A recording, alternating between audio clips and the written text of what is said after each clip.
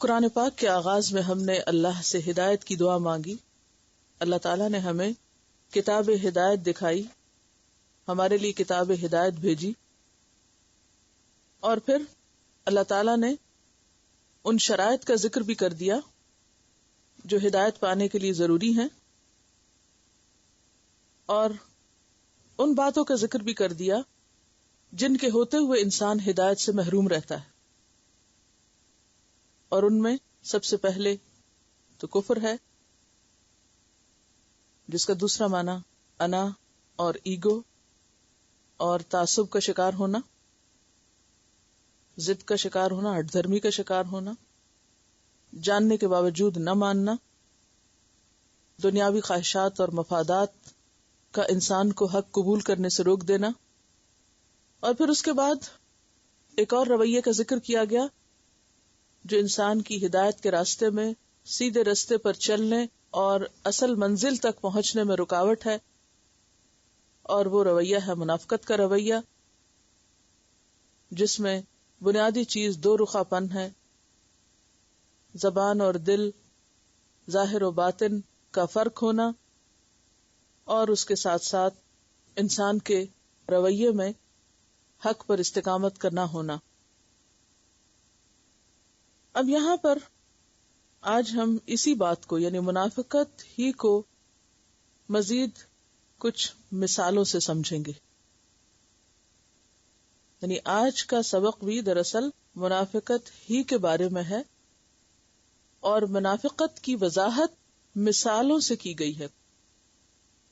قرآن پاک میں اللہ تعالیٰ نے بہت سی باتوں کو مثال سے سمجھایا ہے،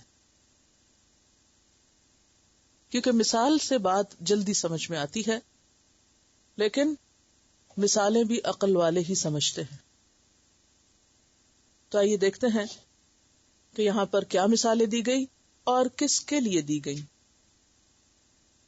تو یہاں پر منافقت کی دو قسموں کا ذکر ہے، اور ان کے بارے میں مثال سے سمجھایا گیا ہے. نمبر 1 اعتقادی منافقت، اور نمبر 2 عملی منافقت.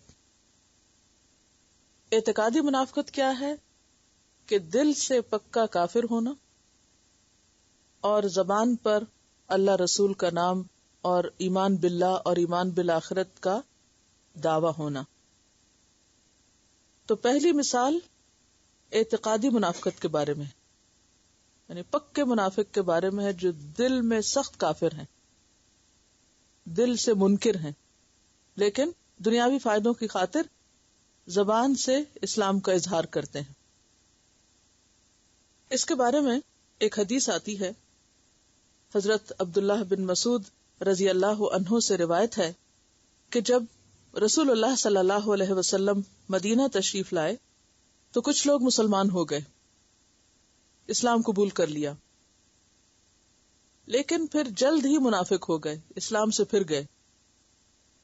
تو ان کی مثال اس شخص کی سی ہے جو اندھیرے میں تھا، اس نے روشنی جلائی جس سے ماحول روشن ہو گیا، مفید اور نقصان دہ چیزیں اس پہ واضح ہو گئیں، پھر اچانک وہ روشنی بجھ گئی اور وہ واپس تاریکیوں میں چلا گیا، یا اس کی اپنی نظر جاتی رہی اور وہ جیسا اندھیرے میں تھا ویسا ہی اندھیرے میں لوٹ گیا. یہی حال منافقین کا ہے. پہلے وہ شرک میں تھے، اللہ کے رسول صلی اللہ علیہ وسلم نے جب مدینہ میں آ کر اسلام کی شمع روشن کی، وہ مسلمان ہو گئے، لیکن پھر ان کے دل کا نور چلا گیا، دل میں انا، تعصب اور ایگو جاگ اٹھی، لہذا انہوں نے دل سے انکار کر دیا، لیکن زبان سے پھر بھی اپنے آپ کو مسلمان کہتے رہے. تو ان کا حال کیا ہے پکے منافقوں کا؟ مثلہم، ان کی مثال، کمثل الذی، اس شخص کی مثال کی طرح ہے، استوقد نارا، جس نے روشنی حاصل کرنے کے لیے آگ جلائی. اب آپ ساتھ ساتھ امیجن کریں، رات کا وقت ہے، ایک شخص سخت اندھیرے میں ہے، کچھ دکھائی نہیں دے رہا. اسے نہیں پتا کہ اس جنگل میں کوئی سانپ اور بچھو بھی ہیں یا کوئی شیر بھیڑیے بھی ہیں. تو وہ کیا کرتا ہے؟ جاننے کے لیے کہ وہ کہاں کھڑا ہے آگ جلاتا ہے، کیونکہ یہاں لفظ نار استعمال ہوئے. استوقد نارا، آگ جل اٹھی. کبھی جنگل میں آگ جلائی ہوگی آپ نے، لکڑیاں وغیرہ ادھر ادھر سے اکٹھی کر کے آپ نے آگ جلائی، شعلے بھڑکنے لگے، آگ جل گئی. آگ جلنے سے کیا ہوتا ہے؟ چاروں طرف روشنی ہو جاتی ہے. اسی لیے فرمایا فَلَمَّا أَضَاءَتْ مَا حَوْلَهُ، پھر جب اس آگ نے اپنا ماحول روشن کر دیا، یعنی اس آگ سے چاروں طرف روشنی ہو گئی، ہر چیز نظر آنے لگی. جس نے آگ جلائی تھی اس کو بھی دکھائی دینے لگا کہ ہاں وہ درخت ہے، وہ فلاں چیز ہے، وہ فلاں چیز ہے. تو کیا ہوا؟ اس کی اپنی آنکھ کی بینائی چلی گئی. ذہب اللہ بنورہم، نور پہلے نار ہے اب نور ہے. اللہ ان کا نور لے گیا. وترکہم فی ظلمات، اور ان کو اندھیروں میں چھوڑ دیا. پہلے بھی اندھیرا تھا، اب بھی اندھیرا. پہلے اندھیرا کہاں تھا؟ ماحول میں تھا. دوسرا اندھیرا کہاں ہوا؟ اپنے اندر. کیونکہ دیکھنے کے لیے دو روشنیاں چاہیے نا، ایک تو باہر کی روشنی اور ایک اندر کی روشنی. جس کی آنکھ میں روشنی نہ ہو وہ سورج کو نہیں دیکھ سکتا، ایسا ہی ہے نا. تو ہوا یہ کہ ماحول تو روشن تھا لیکن ان کی روشنی چلی گئی. نورہم، ان کا نور لے گیا. وہ نور نہیں جو باہر تھا، وہ تو ہے وہاں. وترکہم، اور چھوڑ دیا ان کو، جن سے نور لیا تھا اس نے انہیں چھوڑا. کہاں؟ فی ظلمات، اندھیروں میں. کون سے اندھیرے؟ جہالت کے اندھیرے، کفر کے اندھیرے، شرک کے اندھیرے، منافقت کے اندھیرے. لا یبصرون، وہ نہیں دیکھتے، دیکھ ہی نہیں سکتے. اندر کا نور کب جاتا ہے؟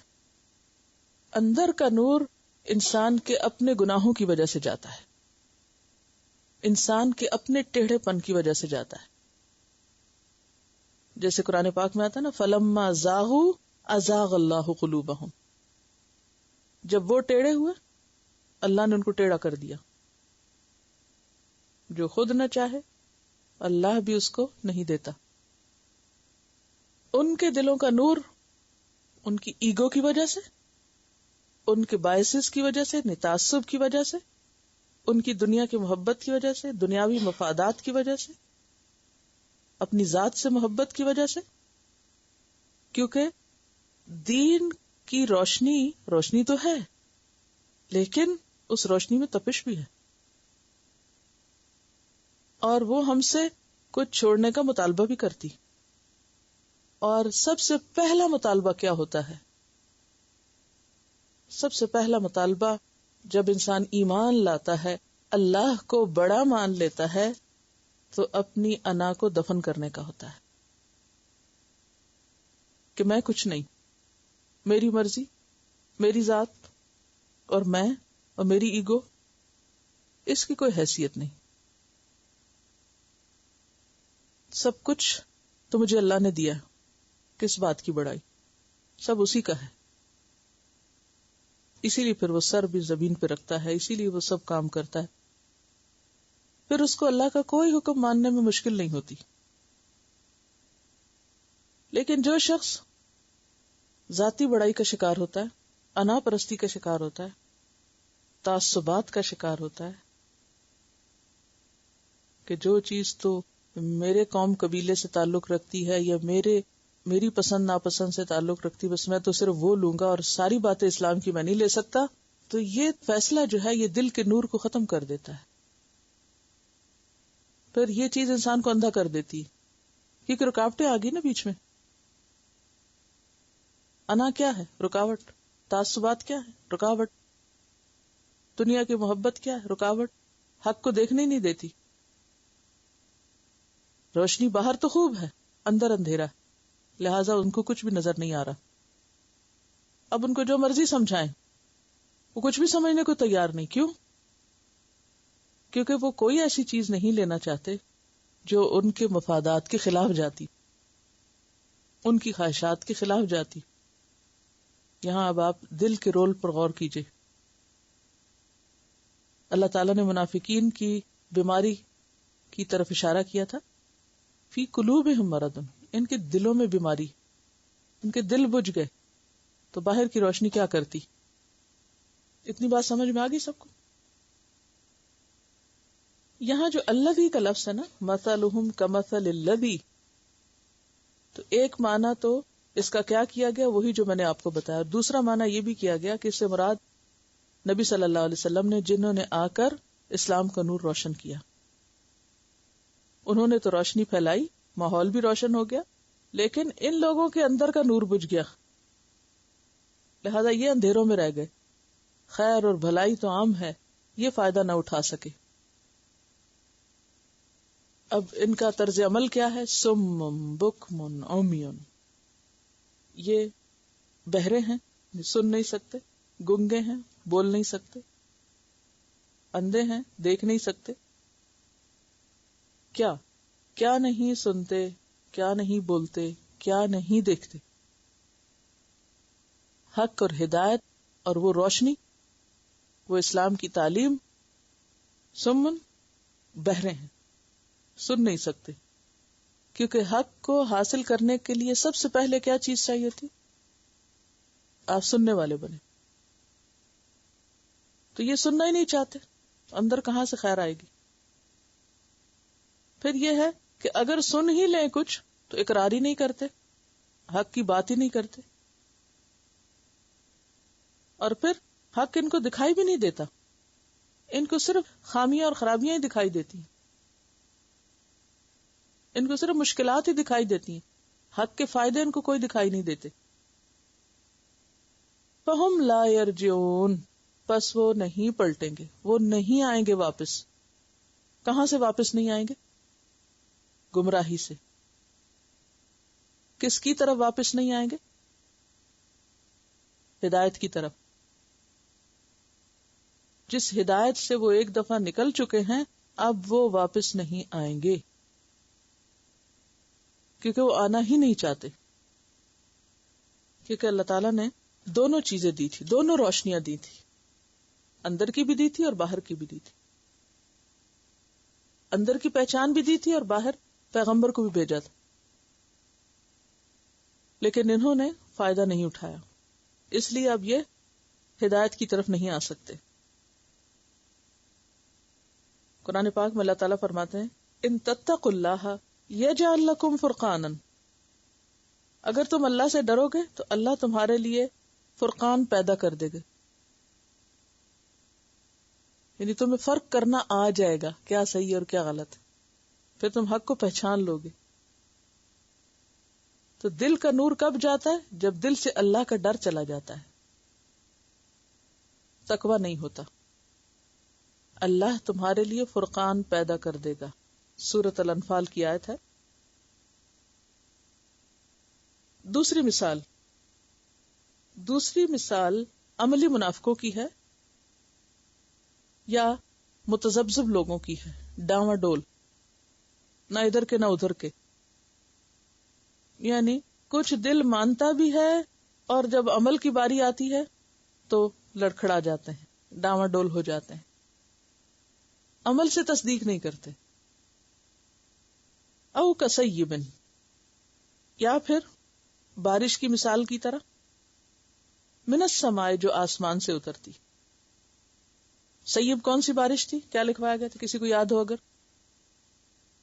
تیز بارش، زوردار بارش، مسلسل آنے والی بارش. مراد ہے اس سے اسلام کے وہ احکامات جو مدینہ آنے کے بعد ایک کے بعد ایک آنے لگ گئے تھے. اور نبی صلی اللہ علیہ وسلم کی ایک حدیث بھی اس کی طرف وضاحت کرتی ہے کہ مثل ما بعثنی اللہ بہ من الہدی والعلم کمثل الغیث، کہ اللہ نے جس چیز کے ساتھ مجھے بھیجا ہے ہدایت اور علم میں سے، اس کی مثال بارش کی طرح ہے. علم اور ہدایت دونوں کے لیے کیا لفظ ارشاد فرمایا آپ نے؟ غیث، بارش کا. کہ جو اللہ نے مجھے وحی کے ذریعے علم و ہدایت دی ہے اس کی مثال بارش کی طرح ہے.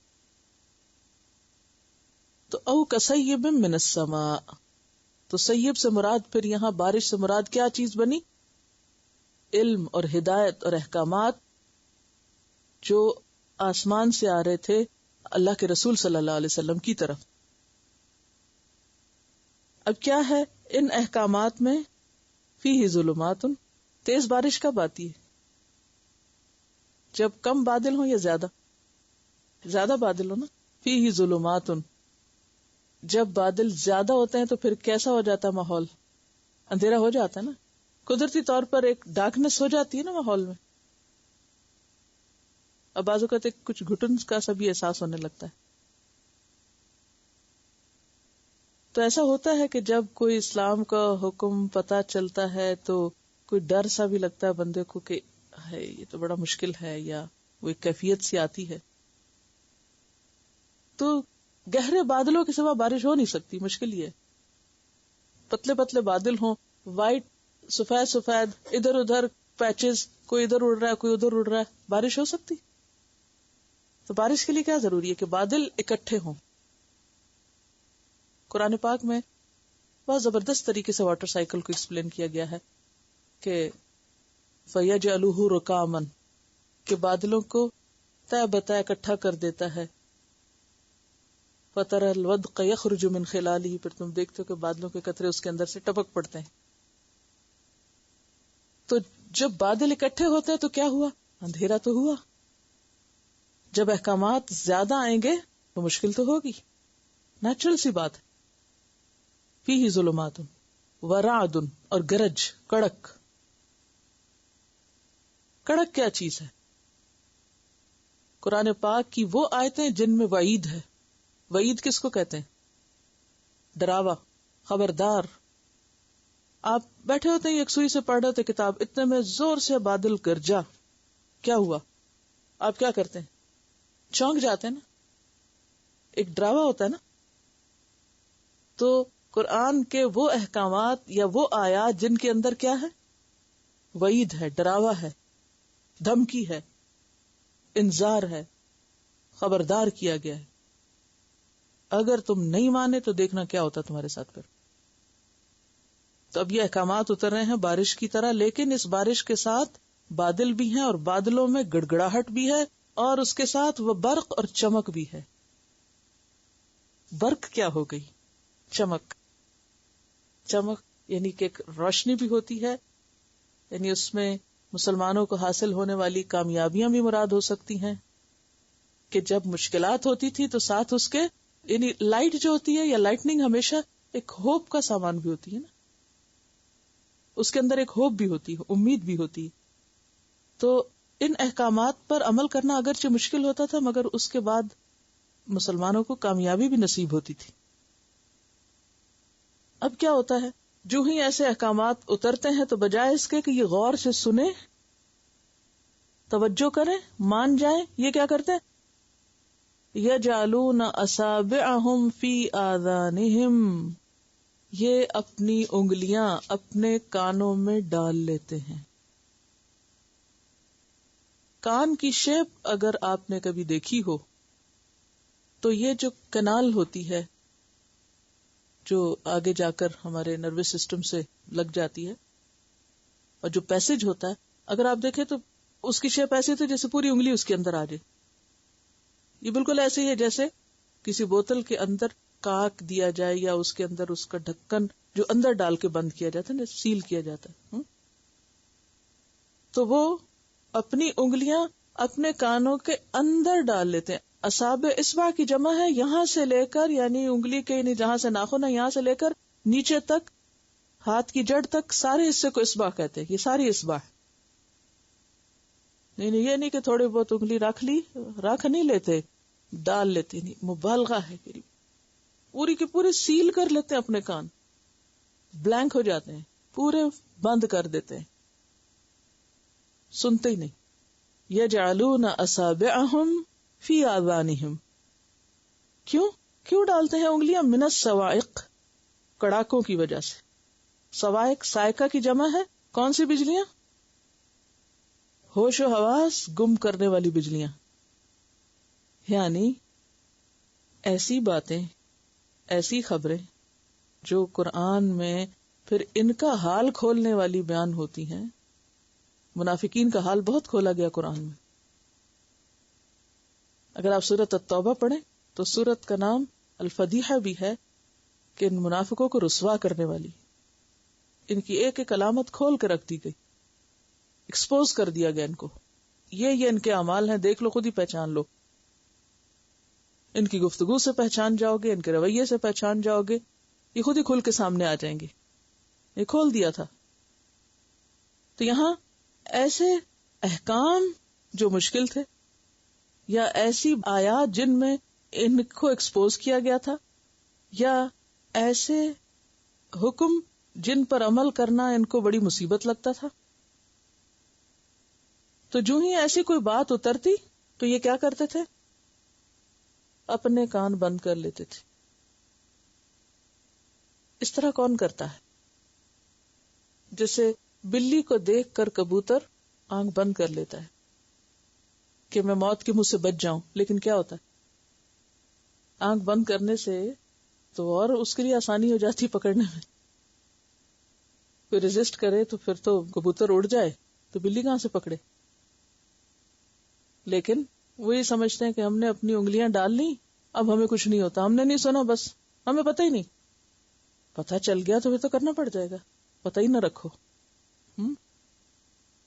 حذر الموت، موت کے ڈر سے. اب آپ دیکھیں کہ وہ جو بجلی کڑکتی ہے تو ایسا لگتا ہے جیسے ہماری سر پہ پڑے گی اور ہم مر جائیں گے. تو جس طرح کبوتر موت سے بچنے کے لیے بلی کو دیکھ کے آنکھیں بند کرتا ہے، اسی طرح منافقین بھی قرآن کو سن کر بجائے اس کے کہ وہ زندہ ہوتے الٹا مرنے لگتے ہیں کہ ہائے یہ حکم ہمارے لیے موت کا پیغام لے کر آئے. جب کہا جاتا ہو جہاد کرو، نکلو اللہ کے راستے میں، کہتے ہیں یہ تو موت کی خبر آ گئی، اب تمہیں مرنا پڑے گا اللہ کے راستے میں، جان دینی پڑے گی، مال دینا پڑے گا، گھر چھوڑنا پڑے گا. تو حذر الموت، موت سے بچنے کے لیے وہ حکم سنتے ہی نہیں تھے، سنی انسنی کر دیتے تھے. تو اللہ تعالیٰ فرماتے ہیں بچ کے کہاں جاؤ گے؟ واللہ محیط بالکافرین، اللہ گھیرنے والا ہے کافروں کو. اللہ کافروں کو، انکار کرنے والوں کو پکڑ لے گا. کہاں بھاگیں گے؟ یکاد البرق، قریب ہے کہ بجلی. اب برق کون سی بجلی ہے؟ یعنی جس کو دیکھ کے انہوں نے آنکھیں بند کی ہوئی ہیں، یعنی اسلام کا نور ہے مراد یہاں. یخطف ابصارہم، قریب ہے کہ ان کی آنکھیں اچک لے، ان کی روشنی لے جائے. آنکھیں اچک لے سے مراد کیا ہے؟ دیکھنے کی صلاحیت چلی جائے. کلما، جب کبھی، اضاء لہم، وہ ان کے لیے روشنی کرتی ہے، یعنی دین کے احکام جب ان کو آسان نظر آتے ہیں، مشوا فیہ، وہ اس میں چل پڑتے ہیں، اتنا کر لیتے ہیں.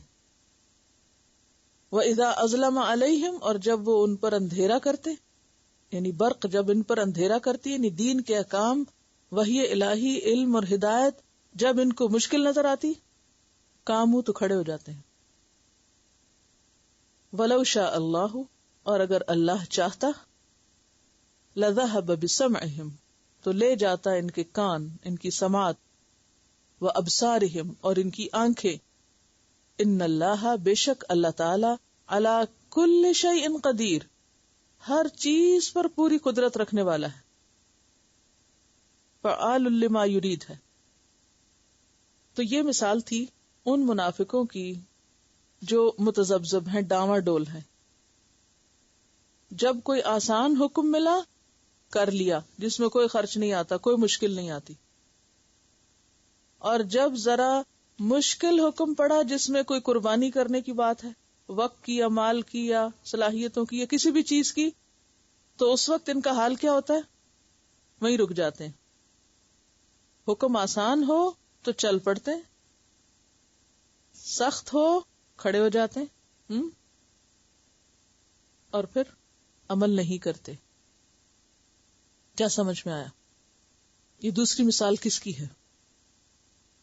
عملی منافقین کی. عملی منافقت کیا ہوتی ہے؟ کہ دین کو بس اپنی مرضی کے مطابق سلیکٹو ہو کے لینا. جو باتیں تو ہمیں عمل کرنے میں کوئی مشکل نہیں، کوئی ہمارا نقصان نہیں، کوئی ہمیں قربانی نہیں کرنی پڑتی، کوئی رسم و رواج سے ٹکراؤ نہیں، تو ان کے لیے کیا ہے، وہ کر لیتے ہیں. اور جہاں کچھ بھی دینے کا وقت آتا ہے تو وہاں اپنی آنکھیں بند کر لیتے ہیں. اب دیکھیے کہ ایک حدیث میں آتا ہے خصلتان لا تجتمعان فی منافق، منافق میں دو باتیں نہیں پائی جاتی، نہیں جمع ہوتی، آتی نہیں دو باتیں. حسن سمت، اچھا اخلاق، ولا فقہ فی الدین، اور دین کی سمجھ. منافق کو دین نہیں سمجھ آتا، دین کے احکام نہیں سمجھ آتے، دین کی باتیں اس کے دل میں نہیں اترتی. سورۃ النساء میں آتا ہے آیت نمبر 78، فما لہؤلاء القوم لا یکادون یفقہون حدیثا. ان لوگوں کو آخر کیا ہے کہ ان کو کوئی بات سمجھ نہیں آتی. کیوں نہیں آتی سمجھ؟ منافقین کو دین کی سمجھ کیوں نہیں آتی، دین کی بات کیوں نہیں سمجھ آتی، کیوں نہیں ان کے پلے پڑتی؟ کرنا نہیں چاہتے. کل میں نے آپ کو برین کا وہ تھوڑا سا بتایا تھا کہ برین کے 3 پارٹس ہیں. اندر والے حصے میں ڈیزائرز ہیں، اوپر ایموشنز ہیں، اس کے اوپر لاجک، انٹلیکٹ وغیرہ ہے. ہمارا دل میسج بھیجتا، آپ کو معلوم ہے کہ 40,000 نیورونز ہیں ہمارے دل کے اندر ہی جو ایک طرح سے میموری کا کام کرتے ہیں. یعنی دل بھی سمجھنے سوچنے کا کام کرتا ہے. سب سے پہلے خیال اٹھتا ہی دل سے ہے، دل سے اٹھتا ہے. اب جو کچھ ہمارے دل میں ہوتا ہے نا، وہی ہم کرنا چاہتے ہیں.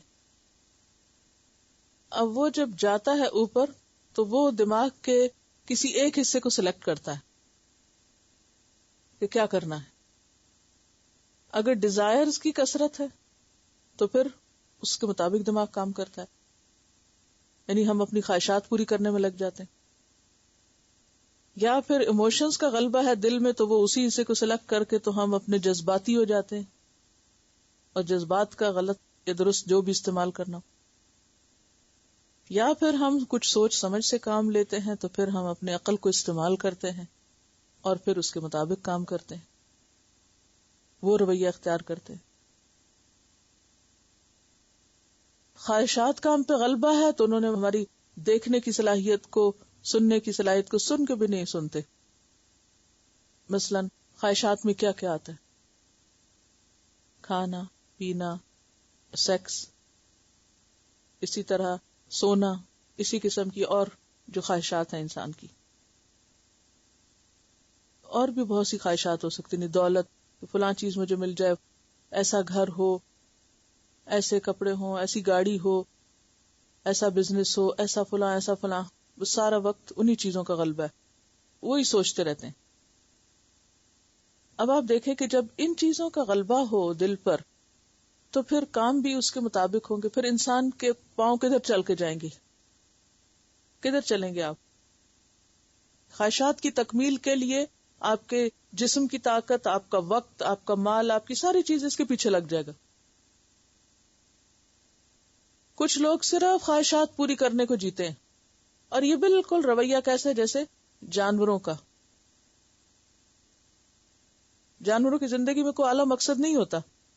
ان کی کیا خواہش ہوتی؟ کھائیں پیئیں، ہر وقت کھاتے رہتے ہیں. ان کو کوئی ٹائم فکس ہوتا ہے کھانے کا؟ ہر وقت کھاتے ہیں، جو مل جائے جب مل جائے کھانا شروع ہو جاتے ہیں. کھڑے ہو کے کھا رہے ہیں، بیٹھ کے کھا رہے ہیں، دائیں ہاتھ سے کھا رہے ہیں، بائیں سے کھا رہے ہیں، اس سے کوئی فرق نہیں پڑتا. کوئی ادب آداب نہیں کھانے میں، بس کھا رہے ہیں. یا پھر کیا کرتے ہیں؟ سوئے رہتے ہیں، کھا لیتے ہیں، جگالی کرتے رہتے ہیں، اونگتے رہتے ہیں. کتے کو آپ دیکھیں کھا پی کے کیا کرے گا؟ سر رکھ دے گا، جا کے سو جائے گا. یا پھر خواہشات نفس ہیں، یا پھر مختلف چیزوں کی تلاش ہے جو ان کی ضرورت کی. گھر بنا لیں گے، کوئی اور اسی طرح کپل بنا لیں گے، میٹنگ کر لیں گے، پھر بچے پیدا کر لیں گے. ان کی زندگی صرف اس چیز کے گرد گھومتی ہے، اس سے آگے وہ کچھ بھی نہیں، کوئی انٹلیکچوئل ایکٹیویٹی نہیں، کوئی اور کچھ نہیں، صرف خواہشات کے اوپر جیتے ہیں، جانوروں کی سطح پہ جینا. اچھا، پھر اسی طرح کچھ لوگوں کی زندگی میں جذبات ہی جذبات ہیں، کام کچھ نہیں، بس جذبات ہیں، دعوے، یا وہ ہر چیز کو اپنے جذبات کی روشنی میں ہی دیکھتے ہیں. اگر جذبات اچھی طرف لگ جائیں تو وہ اچھے کام کر لیں گے، اگر خراب طرف لگ جائیں تو خراب. مثلاً جذبات میں کیا کیا چیزیں آتی ہیں؟ غم، غصہ اور خوشی، محبت، نفرت. کچھ لوگ اسی ڈائلمے سے باہر نہیں نکلتے. کوئی فوت ہو گیا اور وہ غم منائے ہی چلے جا رہے ہیں، وہ کہیں اینڈ ہو ہی نہیں رہا. ہاں، یعنی کنٹرول میں نہیں ہے ان کے، وہ اپنے جذبات کے اوپر کوئی کنٹرول نہیں رکھتے، نہ اس کے لیے کوئی ایفرٹ کرتے. غصہ ہے، کچھ بھی کنٹرول کرنے کی کوشش نہیں کرتے.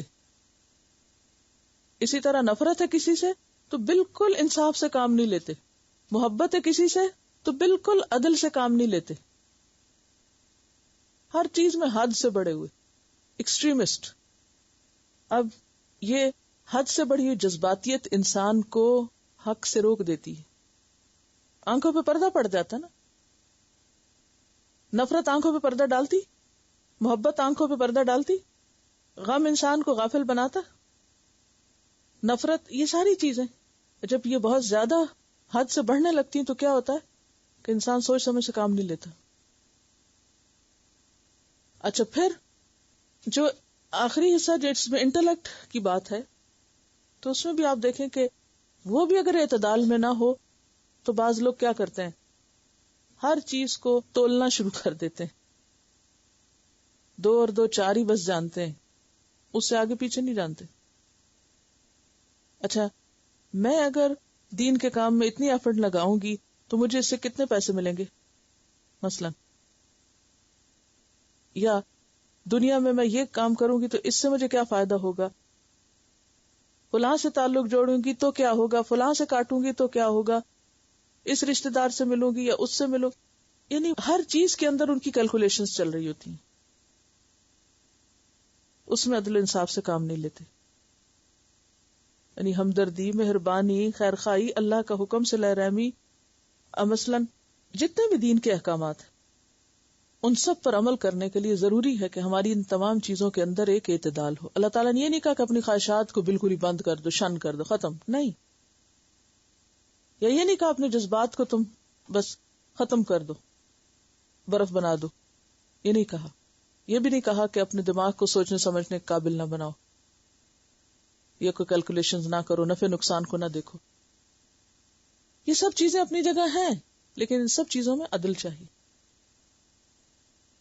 جب ان میں سے کچھ بھی حد سے بڑھے گا تو آنکھوں پہ پردہ پڑ جائے گا، کانوں پہ پردہ پڑ جائے گا. خواہشات انسان کو اندھا بہرا کر دیتی ہیں، جذبات انسان کو اندھا بہرا کر دیتے ہیں. بعض اوقات عقل انسان کو شکوک و شبہات میں اس طرح ڈالتی ہے کہ انسان حق نہیں دیکھ سکتا.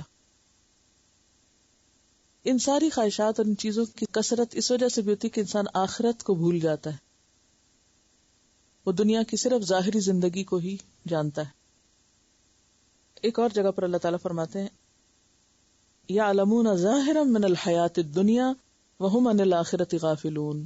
سورۃ الروم کی آیت نمبر 7 ہے کہ وہ دنیا کی ظاہری چیزوں کا علم بس رکھتے ہیں، ان کے سارے علم کا سورس کیا ہے؟ دنیا کا علم، اور آخرت کا اس میں کوئی حصہ نہیں، آخرت اورینٹڈ نہیں. وہ آخرت کے بارے میں ان کا رویہ کیا ہے؟ وہ دنیا میں اتنا کھوئے ہوئے ہیں کہ وہم عن الآخرۃ ہم غافلون. آخرت کے بارے میں وہ بالکل غفلت میں پڑے ہوئے ہیں، سوچ ہی نہیں، آخرت کی فکر ہی نہیں. ایسے لوگوں سے پھر اللہ تعالیٰ سوچنے سمجھنے کی صلاحیت چھین لیتا ہے، ان کو ہدایت نہیں دیتا. جیسے پیچھے ہم نے پڑھا وما کانوا مہتدین، یہ کتاب ہدایت ان لوگوں کے لیے نہیں ہوتی. تو کیا تفسیر آپ کو سمجھ آ گئی یا کوئی بات سمجھ نہیں آئی؟ چلے اب میں آپ سے پوچھوں گی کہ آپ کو کیا سمجھ آیا. ہاں، کیا سمجھ میں آیا؟ منافقین کے بارے میں جو دو مثالیں دی گئی ہیں یہ کن کے بارے میں ہیں؟ ایک اعتقادی منافق اور دوسرے عملی منافق. اعتقادی منافق کون ہوتا ہے؟ پکا منافق کون ہوتا ہے؟ جو اندر سے تو پکا کافر ہو، اس کا شرح صدر ہو کفر پہ کہ بس ٹھیک ہے میں نے ماننا ہی نہیں، اندر انکار، اور ظاہر میں اس نے کیا کیا؟ ایک دفعہ چونکہ اسلام کا اظہار کر دیا تھا تو اب یہ کہنا کہ میں پھر کافر ہوں، تو اس کی بجائے وہ بس مسلمانوں میں شامل ہے لیکن اندر سے کوئی اسلام نہیں. ان کی مثال کیا دی گئی، کیا بتایا گیا؟ اس نے اندھیرے میں آگ جلائی، سارا ماحول روشن ہو گیا، پھر کیا ہوا؟ وہ روشنی ختم ہو گئی یا کوئی اور روشنی ختم ہوئی؟ اس کے دل کی روشنی چلی گئی. روشنی کیسے جاتی ہے؟ چلیے یہ بتائیے مجھے. اللہ نے تو روشنی دی تھی لیکن اس کی چلی گئی. اب دیکھیے کہ جو روشنی کا سورس ہوتا ہے نا، اگر اس کے اوپر کوئی پردہ آ جائے تو کیا ہوتا ہے؟ جیسے سورج تو چمکتا ہے، اگر اس کے سامنے بادل آ جائیں تو کیا ہوتا ہے؟ روشنی چلی جاتی ہے نا سورج کی. کیوں چلی گئی؟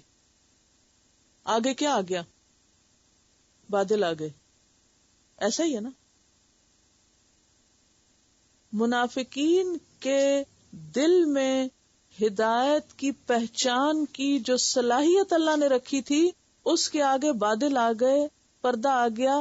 کس چیز کا؟ خواہشات کا، مفادات کا، انا کا. سمجھ گئے؟ کلیئر؟ بالکل واضح بات یا نہیں؟ اب آپ دیکھیے کہ نبی صلی اللہ علیہ وسلم مدینہ میں پہنچے ہیں، اسلام کی بات بتا رہے ہیں، مدینہ روشن ہو گیا. اور جیسے ایک صحابی کہتے ہیں نا کہ وہ دن سب سے روشن دن تھا مدینہ کا جب آپ صلی اللہ علیہ وسلم مدینہ میں تشریف لائے، اور وہ دن مدینہ کا سب سے اندھیرا دن تھا جس دن آپ صلی اللہ علیہ وسلم فوت ہوئے تھے. آپ کے آنے سے مدینہ روشن ہو گیا، روشن ہو گیا. لوگوں میں ایکسائٹمنٹ تھی، مسلمان ہو گئے. کچھ تو سوچ سمجھ کے ہوئے اور کچھ دیکھا دیکھی ہو گئے. اب روز روز احکام آنے لگ گئے، یہ کرو یہ نہ کرو، یہ کرو یہ نہ کرو، نماز پڑھو، زکوٰۃ دو، حج کرو، اور بہت سی چیزیں آنے لگ گئی. کچھ لوگوں نے تو اس کو کیا لیا؟ خوشی سے لیتے تھے، لیتے گئے، کوئی بات نہیں. جنگیں آ گئی، جہاد میں بلایا گیا، لبیک کہا، سب کچھ چھوڑا، نکلے، گھر بار لوٹائے. اور میں نے آپ کو سنایا تھا اس دن انصار کا رویہ جنگ بدر کے موقع پر، کہ انہوں نے کہا کہ آپ ہمیں سمندر میں کودنے کو کہیں تو ہم کود جائیں گے، ہم ذرا بھی نہیں جھجکیں گے. آپ ہمیں کچھ دیں یا نہ دیں، آپ ہمیں جو بھی کہیں ہم ماننے کو تیار ہیں. لیکن منافقین نے کہا ہے ساری زندگی کی کمائی اسلام کے لیے دے دیں؟ یہ نہیں ہو سکتا، یہ نہیں ہو سکتا. اب یہ مال کی محبت اور دین کی روشنی جو چراغ آپ نے جلایا تھا، اس کے بیچ میں کیا آ گیا؟ یہ محبت آڑ بن گئی. یہ محبت کیا تھی؟ آڑ بن گئی. نہیں، مال ہے، اسلام کے راستے میں قربان کر دیں، جان دے دے، گھر چھوڑ دے. نہیں، یہ نہیں ہو سکتا.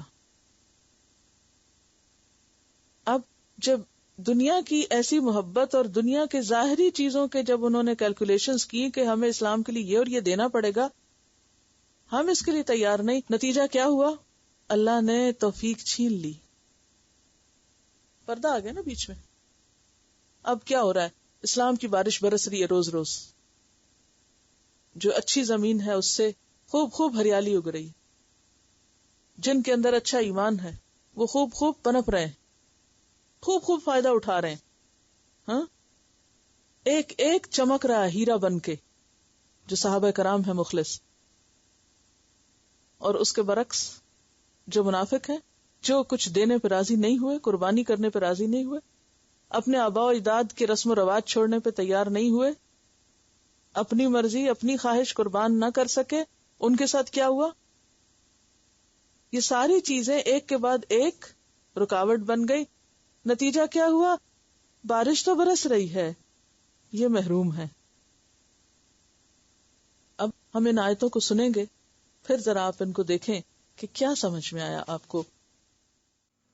سبحانک اللہم و بحمدک نشہد ان لا الہ الا انت نستغفرک و نتوب الیک. السلام علیکم و رحمۃ اللہ وبرکاتہ.